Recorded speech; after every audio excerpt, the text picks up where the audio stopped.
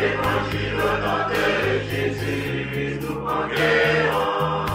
Nous sommes guerriers pour l'évangile. L'évangile au nom de Jésus, nous conquérons. Quelle que soit l'adversité, nous conquérons. Au nom de Jésus, nous conquérons. Quelles que soient les épreuves, nous conquérons. Au nom de Jésus, nous conquérons. Quelle que soit l'adversité, nous conquérons. Au nom de Jésus, nous conquérons.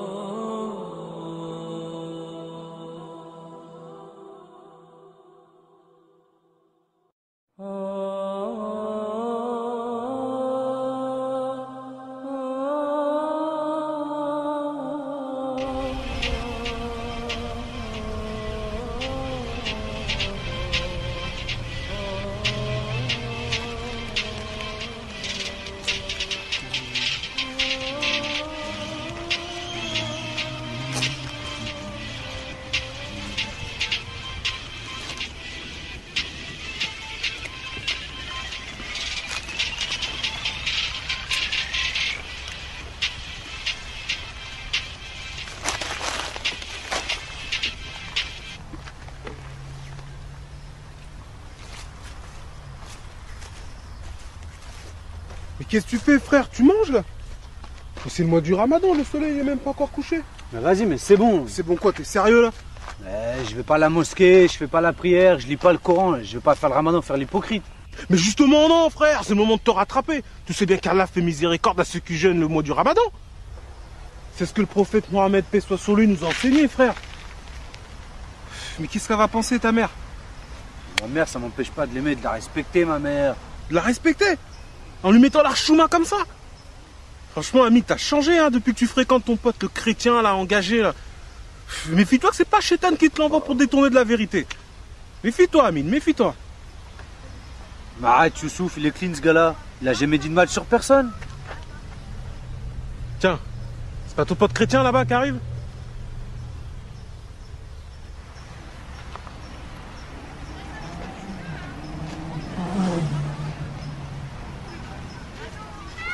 Oh Hamid, comment tu vas mon ami? Bien toi? Tranquillement? Ouais, ça va. Youssouf, comment ça va mec?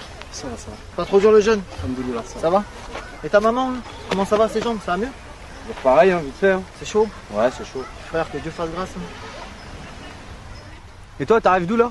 Bah, tu vois la petite dame du 3e là, qui promène son chien là, le matin là, Ouais. celle qui est un peu malade là. Ouais. Bah, tu vois, je suis parti la voir, je lui ai parlé de Jésus, ce qu'il est venu faire pour nous, tout ça.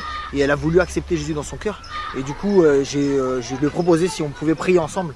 On a prié ensemble et Dieu, frère, l'a complètement restauré, Dieu l'a complètement guéri. Et alors? Et alors? Mais Dieu est merveilleux! Allah est grand, elle a fait ce qu'il veut, y a rien d'étonnant là-dedans. T'as déjà vu ça à la mosquée? Guéri, t'as dit?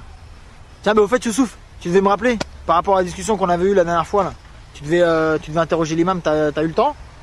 Non, j'ai pas eu le temps.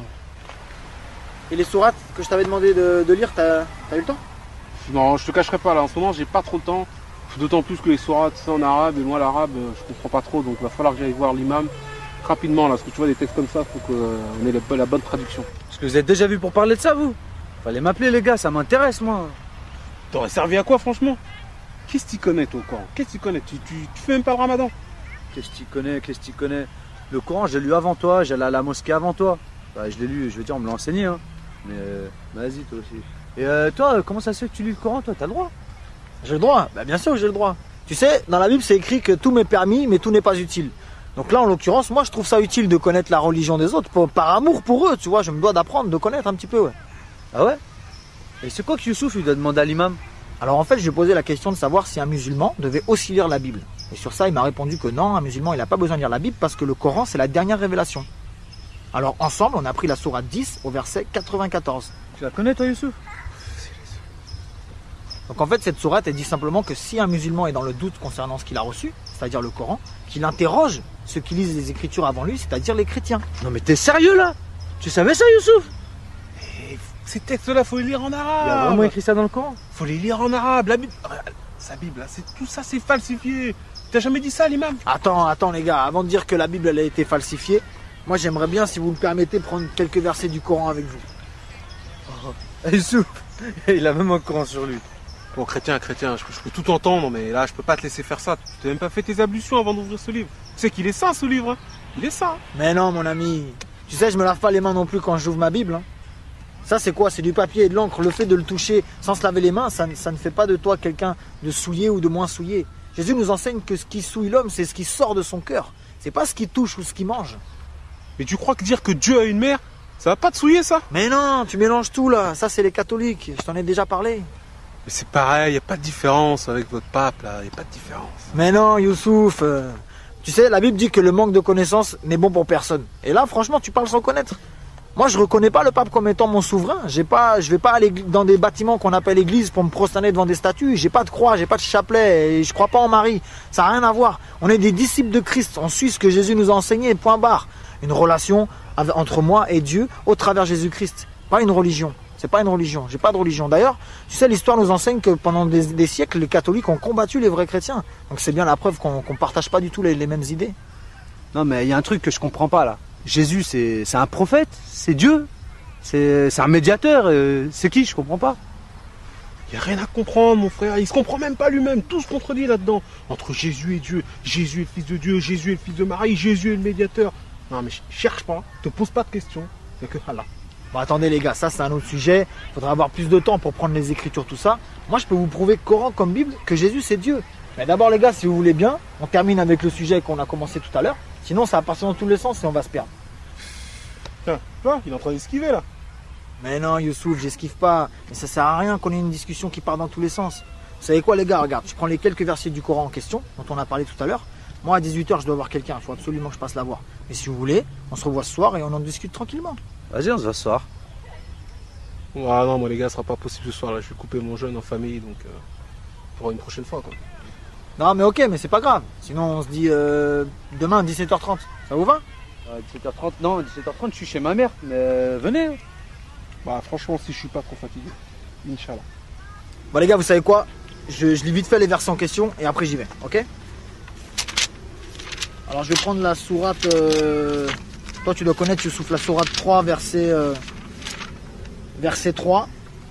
Donc le Coran dit: il a fait descendre sur toi le livre avec la vérité, confirmant les livres descendus avant lui.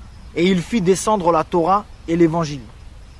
Donc là, on voit bien que c'est Allah qui a fait descendre la Torah et l'évangile, donc la Bible. Parce que la Torah et l'évangile, c'est dans la Bible. Donc je prends un autre verset vite fait, dans la sourate 2, au verset 136. Là, c'est Allah qui parle à Mohammed et à la communauté musulmane. Il leur dit, dites, nous croyons en Allah et en ce qu'on nous a révélé et en ce qu'on a fait descendre vers Abraham et Ismaël et Isaac et Jacob et les tribus et en ce qui a été donné à Moïse et à Jésus et en ce qui a été donné aux prophètes venant de leur Seigneur. Nous ne faisons aucune distinction entre eux et à lui nous sommes soumis. Donc là, Allah dit bien, un musulman ne doit pas faire de distinction entre le Coran et la Bible, parce que la Torah et l'évangile, c'est la Bible. Donc là, c'est un ordre qu'Allah donne à la communauté musulmane en leur disant de ne pas faire de différence entre ces livres-là. Donc quand Youssouf, tu me dis que non, en fait, finalement, je préfère prendre le dernier livre qui est le Coran, c'est comme si tu faisais une préférence entre le Coran et les autres. Alors qu'Allah dit, ne faites aucune distinction entre eux. Tu vois? Vite fait, je prends une autre sourate. Donc la 5, au verset, sourate 5 au verset 46. Et nous avons envoyé après eux Jésus, fils de Marie, pour confirmer ce qu'il y avait dans la Torah avant lui. Et nous lui avons donné l'évangile où il y a guide et lumière pour confirmer ce qu'il y avait dans la Torah avant lui et un guide et une exhortation pour les pieux. Donc là, le Coran nous atteste bien, les gars, que dans l'évangile, c'est bien une lumière et un guide pour les gens qui croient. Et vite fait, une dernière, les gars, je vous laisse. Franchement, j'ai pas le temps, je suis désolé. Dans la même sourate 5 au verset 68, dit « Ô gens du livre, vous ne tenez sur rien tant que vous ne vous conformez pas à la Torah et à l'évangile et à ce qui vous a été descendu de la part de votre Seigneur. » Je relis juste ça. Vous ne tenez sur rien tant que vous ne vous conformez pas à la Torah et à l'évangile. Donc voilà. Ok les gars? Bon là, il faut que je vous laisse parce que j'avais dit à la personne 18h. Ce que je fais, c'est que les versets qu'on a lus ensemble, là, les références, je vous les écris sur un petit bout de papier. Comme ça, ce soir, si vous avez le temps, vous méditez dessus. Et demain, quand on se voit, on en rediscute. Tranquille. Ok? Yes. Ok. C'est cool, Amine? C'est cool. Ah, c'est cool. Youssouf, à demain. À demain. Que Dieu nous conduise, les gars. Vas-y, pareil. Allez, bonne soirée, à bientôt. Ciao.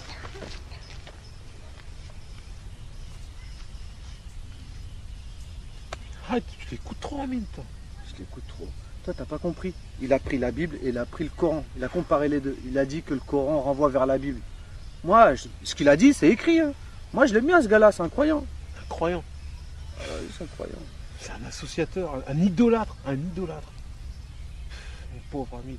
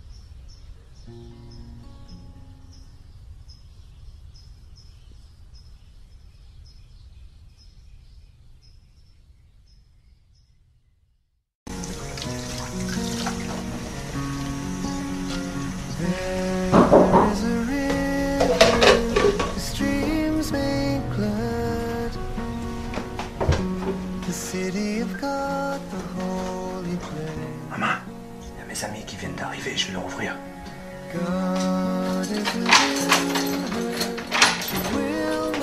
Oh. Comment tu vas, Amine? Ça va bien toi? La forme? Ouais, vas-y, rentre. Merci.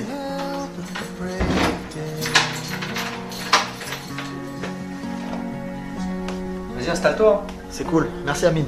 Pas de soucis, c'est normal. Oh là, il fait chaud. Hein. Bah ouais, t'as vu là, en plus, on a fermé partout.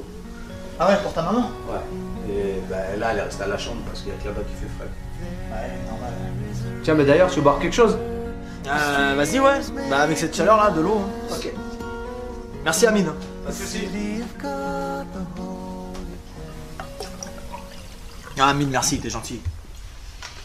Mais tu sais quoi, je te cache pas que moi, ça va pas trop. J'ai une question. Vas-y. C'est quoi un associateur?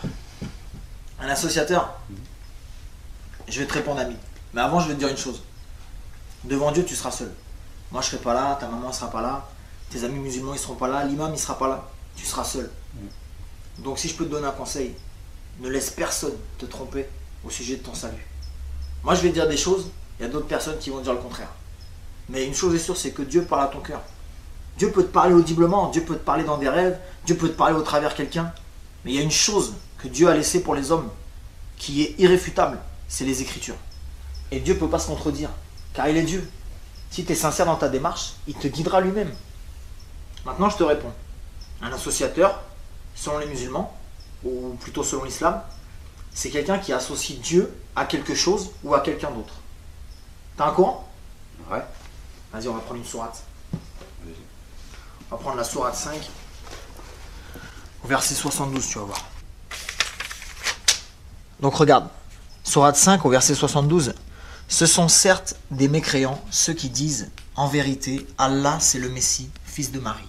Alors que le Messie a dit, ô enfants d'Israël, adorez Allah, mon Seigneur et votre Seigneur. Quiconque associe à Allah d'autres divinités, Allah lui interdit le paradis, et son refuge sera le feu, et pour les injustes, pas de secoureur. Il faut savoir que dans le Coran, il n'y a pas de plus grand péché. C'est un plus grand péché que le meurtre. Donc aux yeux du Coran, là, t'es un meurtrier. Parce que pour toi, Jésus c'est Dieu. Donc t'es un associateur. Alors là, je vais te répondre oui et non. Pour un musulman, je suis un associateur. Mais être un associateur, c'est quoi? C'est associer Dieu à quelqu'un d'autre ou à quelque chose d'autre.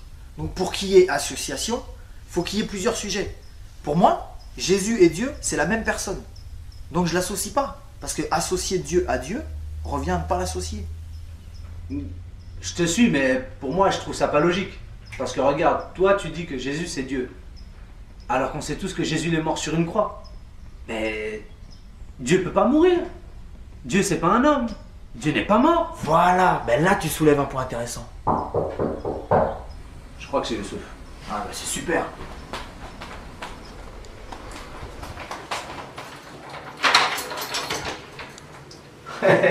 Oh, ça va? Ça va? Salam alaikum. Alaikum salam. Ça me fait plaisir que tu sois venu. Ça a été hier? Ah, ça a été. Vas-y, viens, on est en train de partager. Youssouf, comment tu vas? Ça va et toi? Tranquillement? Ouais. Vas-y, pose-toi. Et on disait quoi, nous, d'ailleurs? Ouais, je disais que t'as soulevé des points intéressants. En fait, c'est qui t'a dit que Jésus il était mort sur une croix? Bon, je sais pas, tout le monde dit ça. C'est reparti. Ok, ben là tu vois, dans ce que t'as dit, il y a déjà un problème. Est-ce que tu crois que le Coran c'est le dernier livre? Celui qui est descendu pour confirmer l'évangile et la Torah? Bah ouais, on a lu ça hier en plus. Voilà. Tu crois en ça, Youssouf? Bien sûr, le Coran c'est la dernière révélation. Ok. Ben si ces trois livres-là viennent du même Dieu, ces trois livres-là ne peuvent pas se contredire. Parce que Dieu ne se contredit pas. On va prendre un verset ensemble. Dans Jean 19, au verset 17, la Bible dit « Jésus, portant sa croix, arriva au lieu du crâne qui se nomme en hébreu Golgotha. C'est là qu'il fut crucifié et deux autres avec lui, un de chaque côté et Jésus au milieu. » Vous croyez en ça, les gars? C'est écrit. Le Coran dit que la Bible, c'est la parole de Dieu. Bah ouais, c'est... Ouais.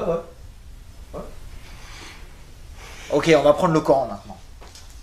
La sourate 4, au verset 157. « Et à cause de leurs paroles, nous avons vraiment tué le Christ, Jésus, fils de Marie, le messager d'Allah. Or, ils ne l'ont ni tué ni crucifié, mais ce n'était qu'un faux semblant. Et ceux qui ont discuté sur son sujet sont vraiment dans l'incertitude.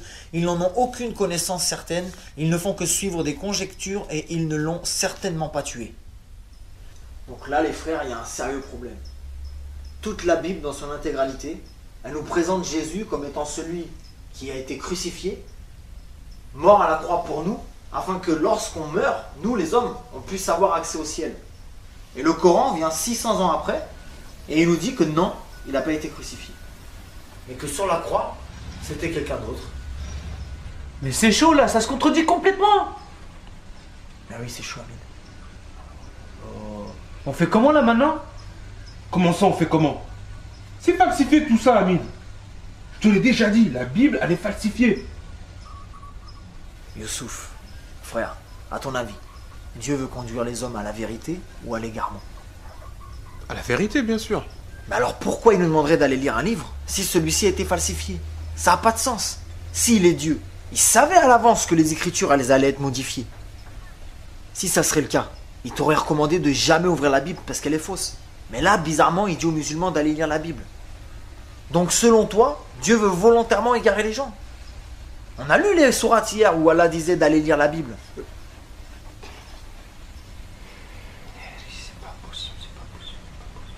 Youssouf, c'est simple, dis-moi. T'as déjà eu des fausses chaussures requins du marché au bled là? Bah, bien sûr, quand j'étais plus jeune. C'est quoi le rapport? À ton avis, tu penses que les vraies chaussures sont sorties avant les fausses ou après les fausses? Bah, avant, c'est évident. La falsification, ça vient après l'original. Bon ben voilà. Comment on peut dire que la Bible soit la falsification alors que ces derniers textes datent de 600 ans avant le Coran? Franchement, c'est chaud. Hein. Tout ce que tu nous dis depuis tout à l'heure, c'est vraiment chaud. Mais par contre, il y a un truc que moi je comprends pas parce que tu nous dis que en fait l'homme il a accès au ciel parce que Jésus a été crucifié. Et le rapport c'est quoi? Ça c'est une bonne question ça. En plus c'est très important. Je vais te répondre.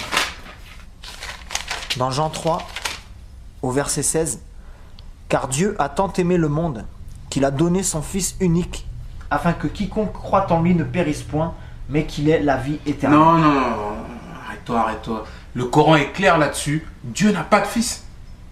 Attends Youssouf, je sais pourquoi ça te choque, mais t'as pas compris. Quand la Bible emploie le mot fils, ça ne veut pas dire que Dieu est descendu vers une femme pour avoir des relations intimes avec elle, en l'occurrence Marie.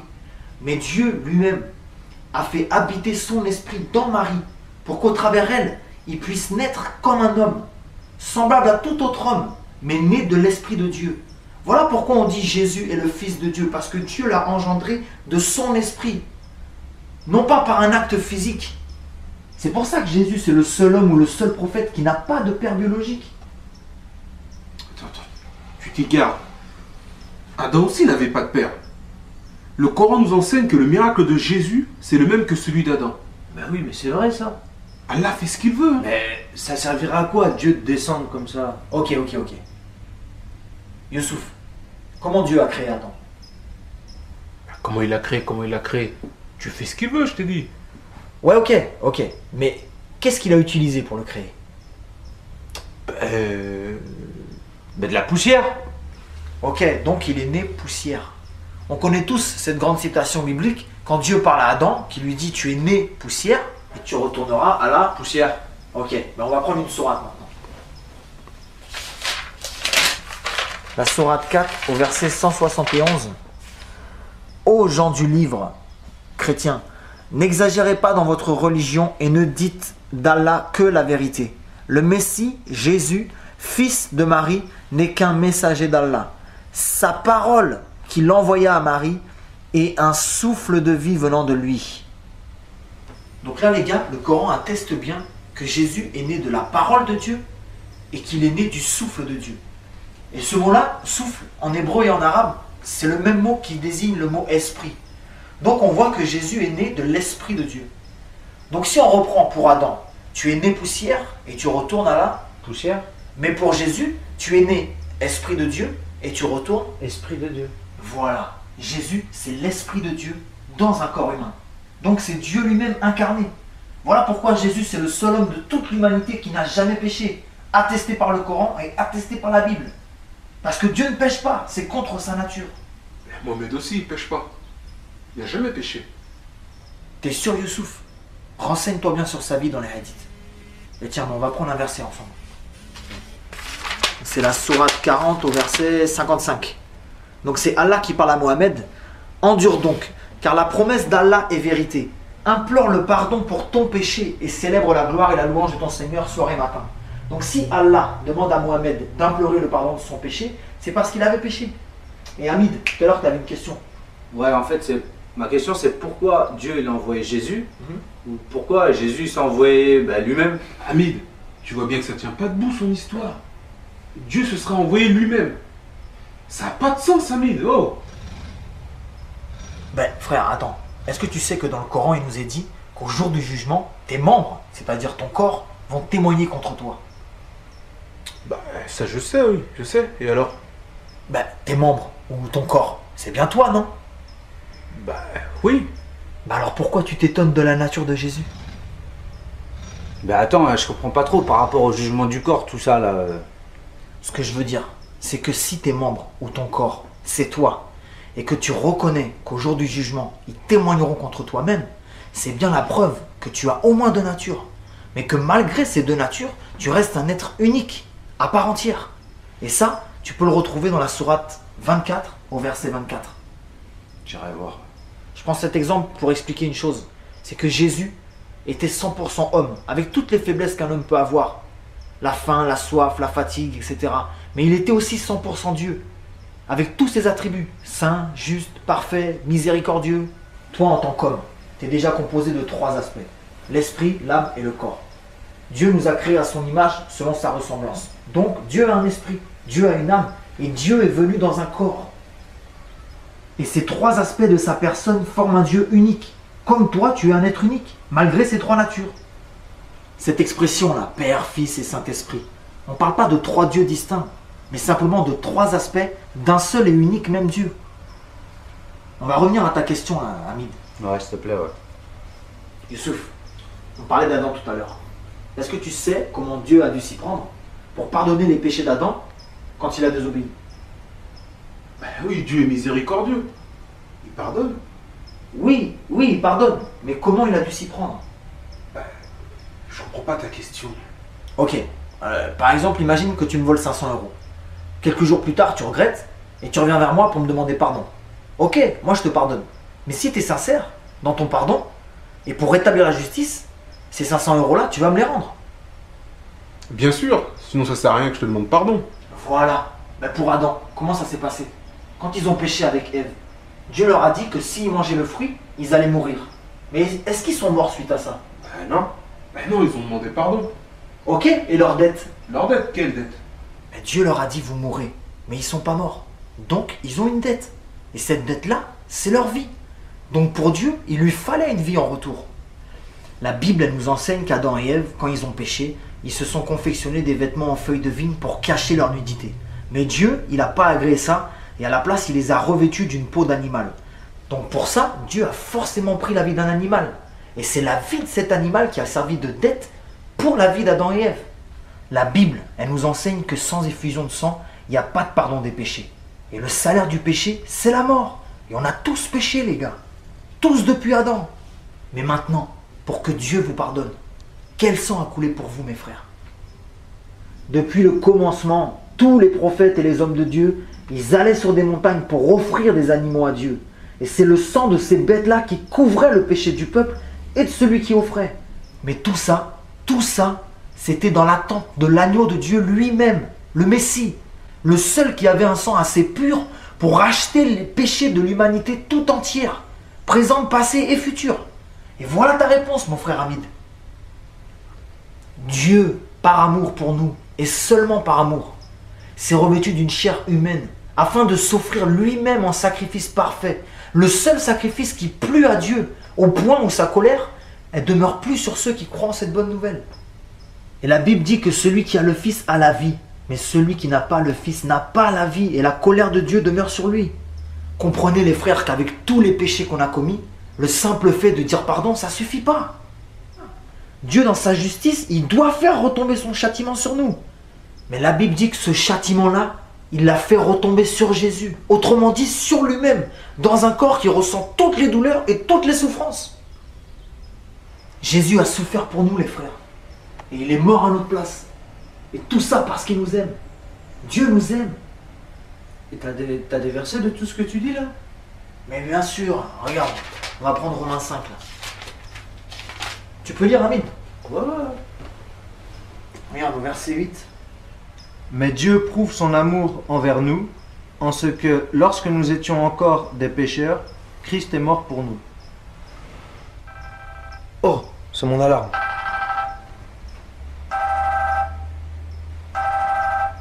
Ah, je suis désolé les gars, je vais devoir aller à la pharmacie. Je dois aller chercher les médocs à ma mère. Vous voulez m'accompagner? Ah oui?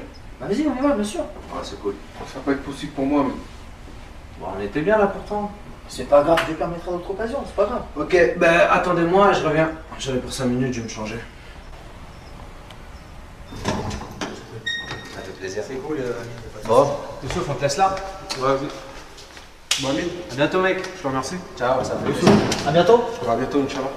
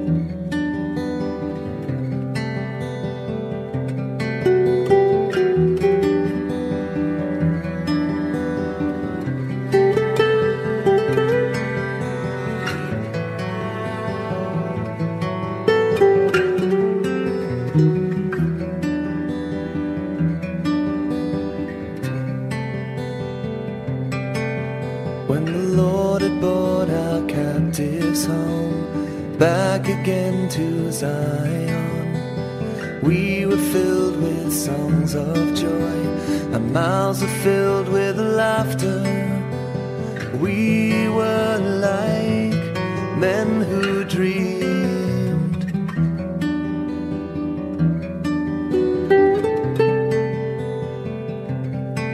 Then it was said of us in foreign lands, the Lord has done great things for them, and we are filled with joy and song for all the things that He has done. We are like men who dream.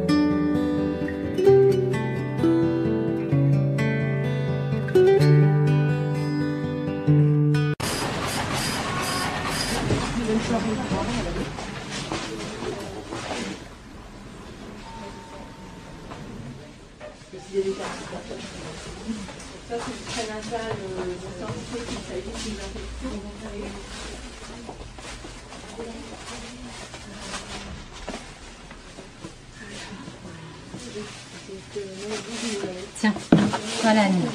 Tu passeras le bonjour à ta mère. Allez, bonne soirée.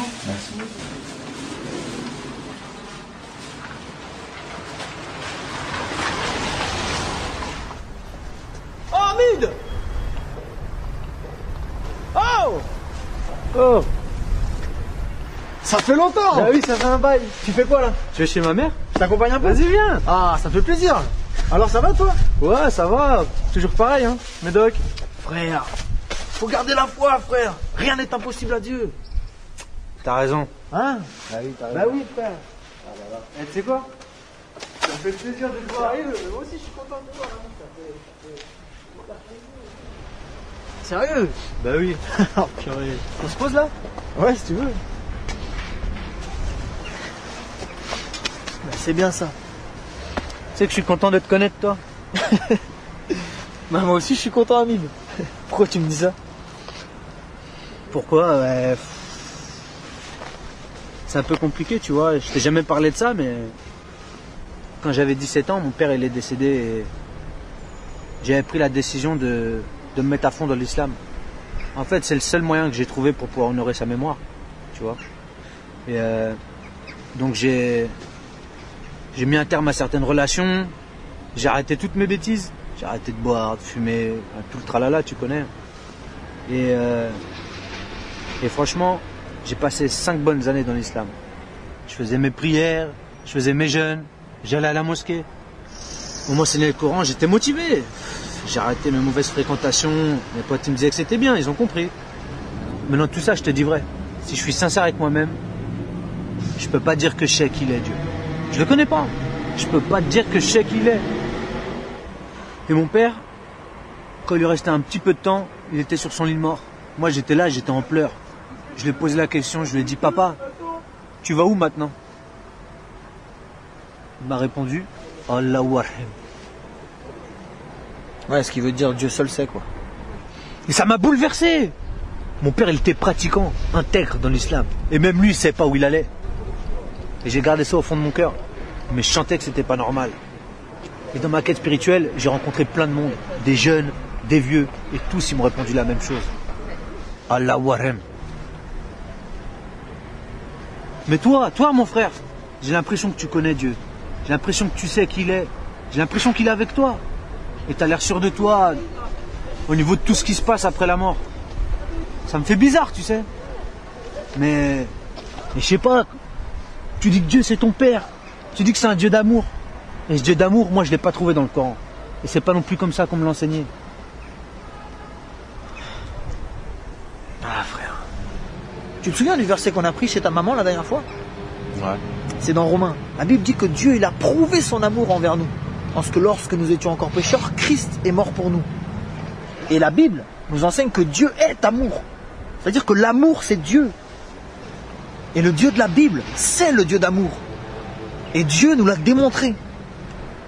Dieu nous aime, frère. Dieu t'aime, Hamid. Et la manifestation de cet amour, c'est la personne même de Jésus-Christ. Voilà pourquoi celui qui ne reçoit pas Jésus rejette inévitablement l'amour de Dieu dans sa vie. Et tout ce qui va avec, y compris la vie éternelle. Jésus lui-même a dit, je suis la résurrection et la vie. Donc il est la vie éternelle. Maintenant, une chose est sûre. Celui qui ne rejette pas cet amour, mais qui au contraire le reçoit, c'est-à-dire qui reçoit Jésus, sera inévitablement rejeté par les autres. Et moi-même, je suis passé par là. Ça, c'est inévitable. Ben ouais, mais moi c'est pareil, ça m'énerve ça. Aujourd'hui, je fume plus, je bois plus, et je fais plus n'importe quoi. Et j'ai quand même gardé certaines valeurs de l'islam. Et ma mère, elle est contente de ça, tu vois. Mais les mecs là qui squattent, qui vendent, mais ça sera eux les premiers à parler demain. Déjà, quand ils me voient avec toi... Bah...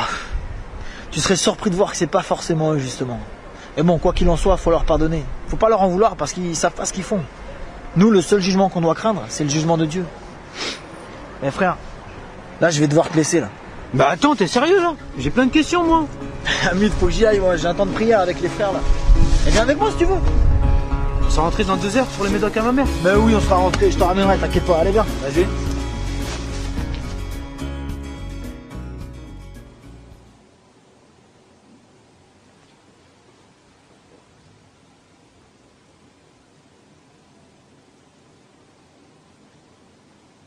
Le Coran dit que la Bible, c'est la parole de Dieu. La parole de Dieu.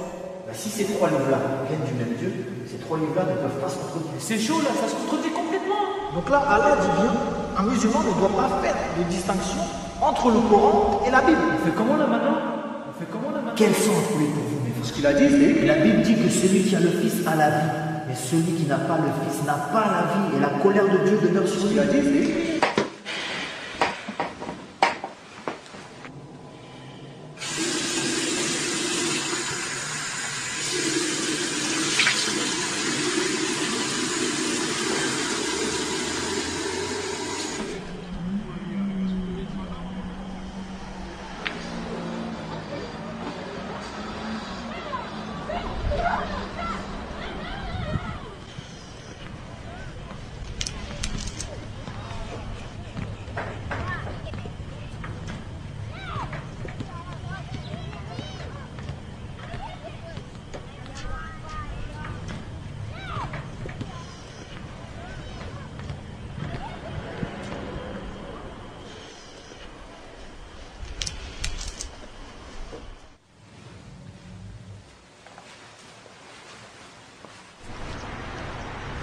Je suis garé là, Hamid.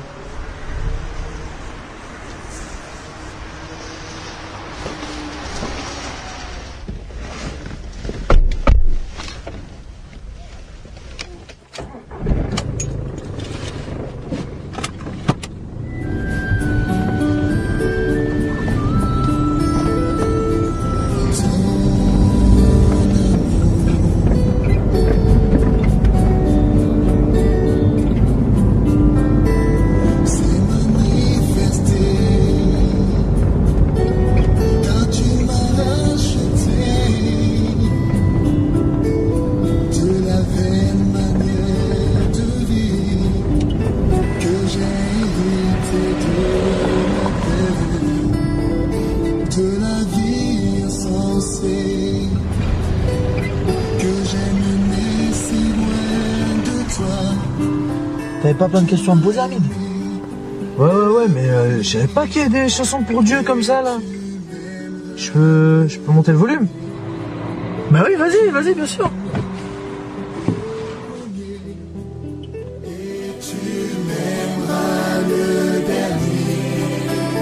Tu m'as aimé le premier et tu m'aimeras le dernier.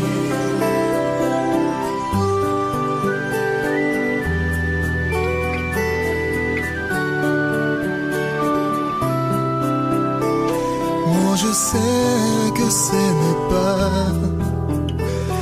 par de l'argent ou de l'or que j'ai été racheté, de la vaine manière de vivre que j'ai hérité, mais par le sang précieux de Christ, comme des agneaux sans défaut, sans tache et prédestiné avant la fondation du monde.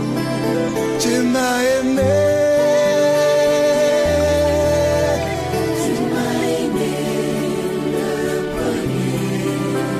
Tu m'as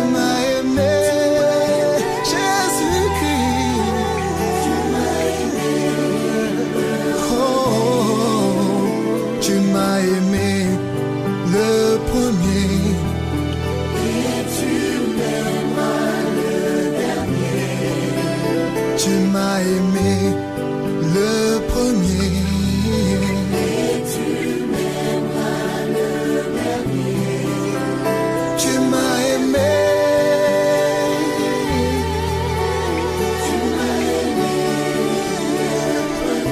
Oh oui, tu m'as aimé le premier. Tu m'as aimé le premier. Oh oui, tu m'as aimé le premier. Tu m'aimeras le dernier. Tu m'as aimé le premier. Qui es-tu, Dieu? Parle-moi.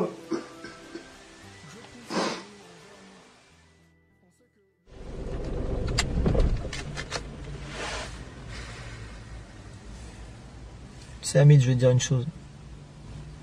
En vérité, c'est normal que tous nos frères musulmans à qui tu as posé la question de savoir où est-ce qu'ils allaient après la mort, t'ont tous répondu la même chose.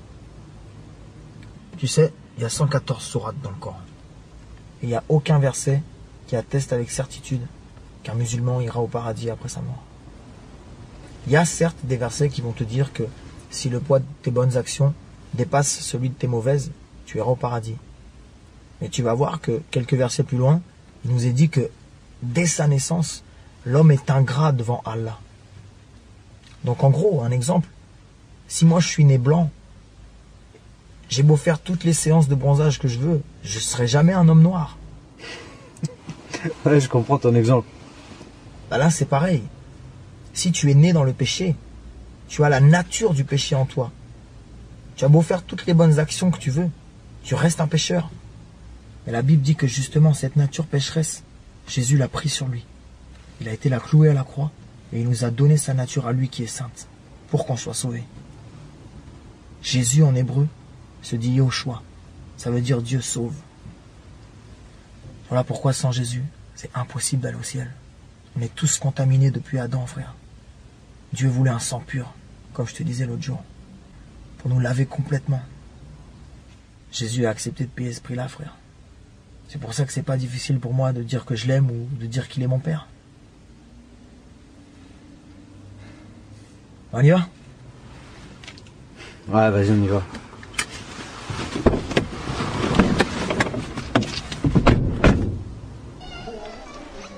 Mais t'es sûr que c'est une bonne idée? Je me sens un peu bizarre là. Frère, t'inquiète pas, ça va aller. Tu sais quoi, Amine? Je sais que t'as pris conscience que Jésus a été crucifié il y a 2000 ans. C'est un fait, c'est une réalité. Mais la Bible dit que 3 jours après sa mort, il est ressuscité.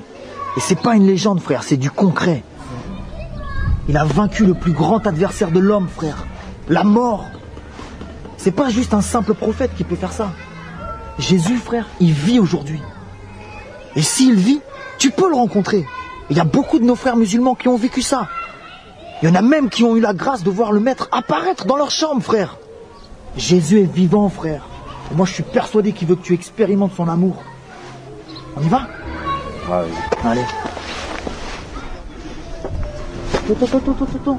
Et je dois faire quoi, moi? C'est quoi le programme? Le programme? C'est Dieu qui fait le programme ici, frère.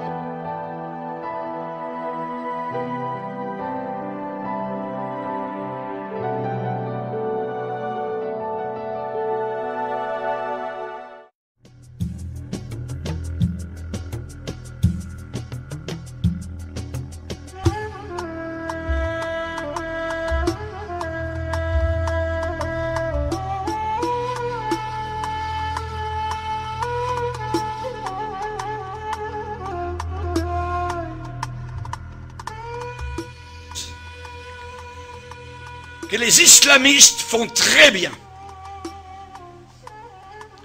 Actuellement, les chrétiens d'Égypte bénissent le Seigneur pour l'État islamiste. C'est parce que l'État islamiste actuellement est en train de montrer vraiment ce qu'est véritablement l'islam. Comme cela, les chrétiens se différencient totalement de l'islam. Ils montrent leur vrai jour, véritable jour. Religion de haine, un islamiste, il vit dans la peur, continuellement. On peut lui couper la tête, on peut lui couper les mains au nom de son Dieu Allah, qui est un faux Dieu, qui est un démon. Il se regarde le visage dans le miroir, il a peur. Il ne sait pas. Quand il prie, qu'il se met à genoux, il a peur. Il vit dans la peur. Nous les chrétiens, nous sommes véritablement la religion de paix, la religion d'amour. Nous pardonnons. Nous pardonnons. L'islam ne pardonne pas. C'est une religion de vengeance. Le secret d'une vie paisible. Une vie paisible. Nous les chrétiens, nous ne sommes pas des contentieux, nous ne sommes pas des gens de guerre, des gens de troubles. Nous sommes des gens de paix. Nous ne tuons personne. Voyez, nous ne prenons pas les armes. Nous ne sommes pas armés de couteaux pour tuer au nom de notre Dieu. Voyez, nous ne mettons pas des ceintures d'explosifs autour de nous pour faire du mal, voyez, et pour qu'ensuite, si nous mourons dans l'explosion, nos parents, évidemment, se réjouissent de notre mort, parce que maintenant, nous sommes avec des vierges dans des ébats sexuels éternels, là-haut, dans ce paradis de fous, voyez. Non, nous ne sommes pas du tout de cette race-là. Nous avons, nous, le secret d'une vie paisible, l'éternel, pas Allah, l'éternel. Le nom de Dieu, c'est l'Éternel. Ce n'est pas Allah. L'Éternel est mon berger. Je ne manquerai de rien. Dans les locaux de ce journal, Charlie, eh bien, il y avait un homme du gouvernement français qui déclarait en disant, eh bien, ces gens-là tuent. Et d'autres, sur le panel, étaient en train de déclarer, oui, mais on peut avoir des gens fanatiques dans d'autres religions, parmi les bouddhistes, parmi les chrétiens, les catholiques, tout ça. Mais l'autre, répondant sur le panel en disant, mais oui, mais ceux qui se disent chrétiens ne tuent jamais. Ils ne tuent pas. Ils peuvent être têtus, ils peuvent croire à toutes sortes de folies, mais tandis que les islamistes tuent au nom de leur Dieu, au nom de Allah. Nous, chrétiens, nous avons une façon de vivre.